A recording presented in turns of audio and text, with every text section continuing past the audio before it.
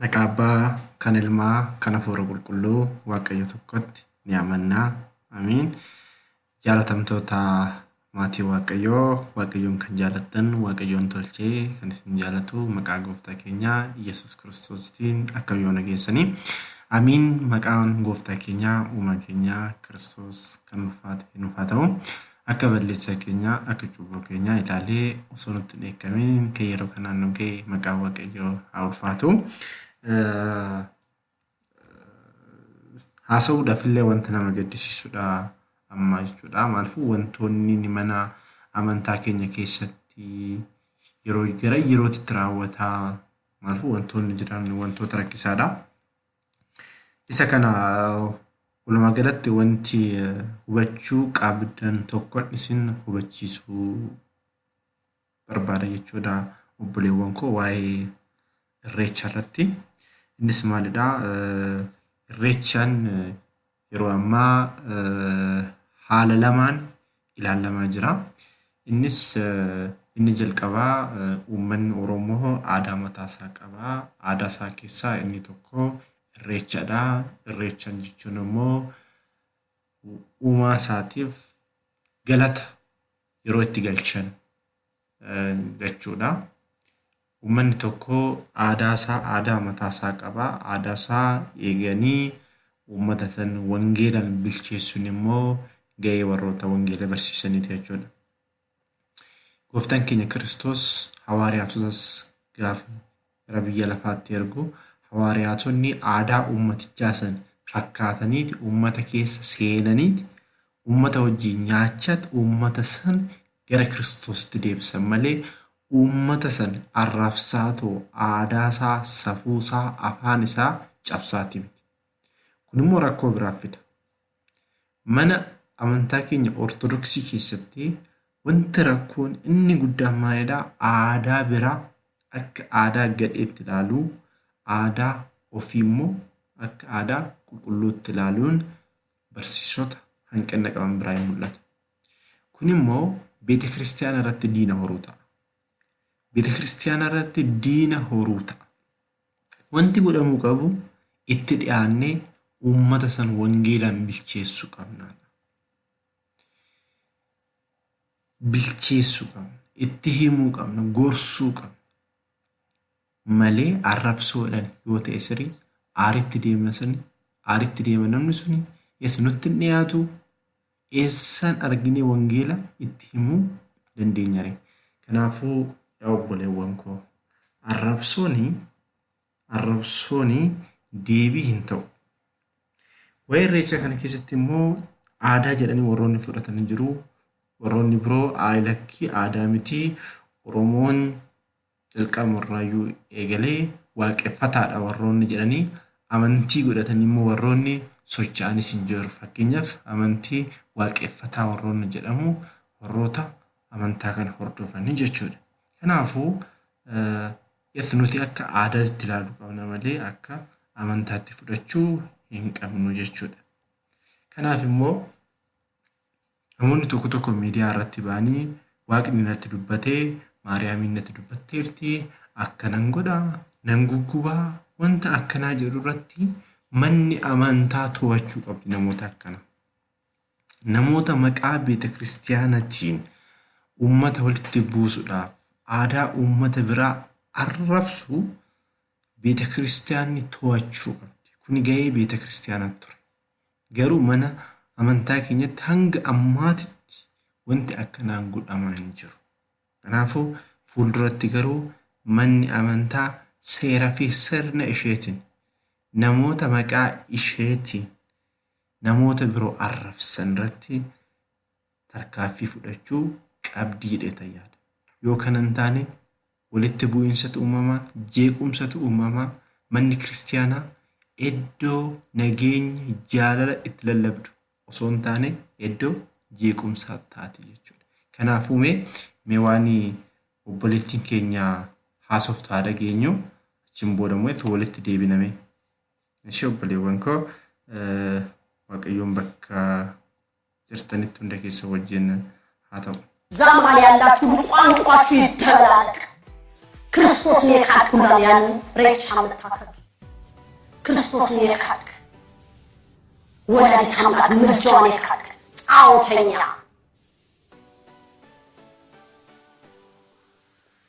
ዛፉን ቅቤ በመቀባት ጨሌ በመዘርገፍ እንደዚህ አይነት ጣጣ ቆሻሻ አቃጥልልሃለሁ አቃጥልልሃለሁ። እሺ obboleewwan koo dhageessanii jirtu Ihita Maariyaam jedhamti. Ihita Maariyaam jedhamti yeroo baay'eedhaaf namoonni itti deddeemaa turani. Maariyaamiin natti dubbatteerti. Maariyaamiin akkana naan jettee yes wanti jirudha wantoota baay'ee haasaa turte. Maaliif ani waa'ee ishii keessa seenee jechuun wanti biraa wanti haasa'u hin qabu. Maariyaamiin yoo itti dubbattes haati keenya Maariyaamiin dhala namaa dhiisatoo bineessaaf yookiin bineessa tokkoo fi nama garaa laaftuudha haati keenya. Waan akkanaa haati keenya naasofti jedheetu ani hin amanusi. Haati keenya Maariyaamiinis immoo namoota akkanaatitti ni dubbatti laata.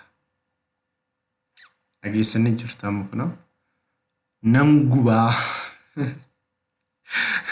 nan gubaa jettee kuna isheen yaadachaa jirti.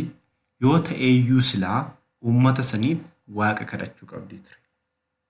Macaafni qulqulluu wanti nu ajaju wanta sanii jechuudha. Akka macaafni qulqulluun jedhutti harka mirgaa fuula mirgaa yoo si rukute bitaatti garagalchii bitaa yoo si rukute mirgatti garagalchii jedha. Waangeelli kana barsiisa. Gooftaan keenya Kiristoos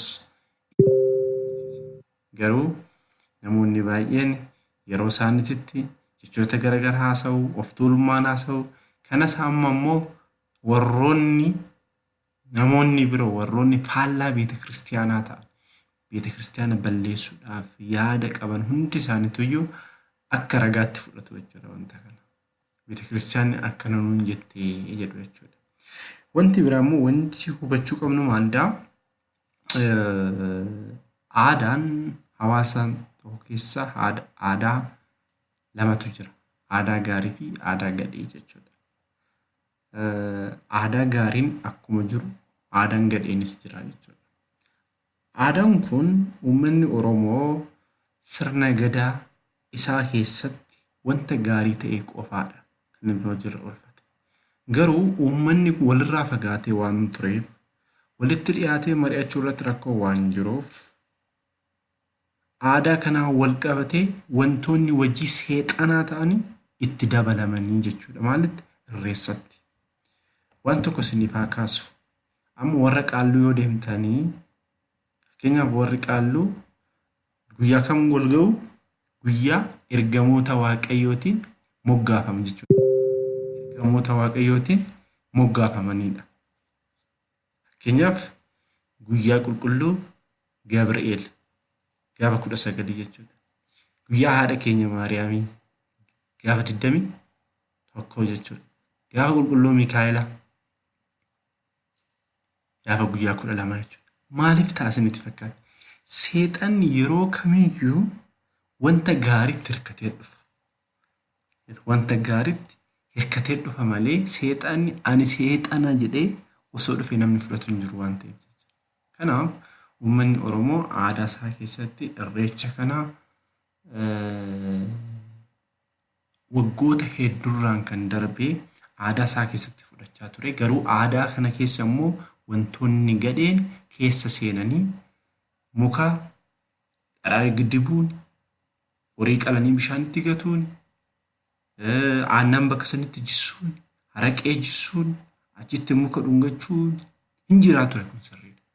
Aadaan kun garuu amma abbootiin gadaa abaaranii hafee jira. Akka tasaa dhoksaadhaan warri raawwatu yoo jiraate malee abbootiin gadaa balaaleffataniiru waan kana. Aadaa keenya miti aadaa gadheedhaa jedhanii jiru.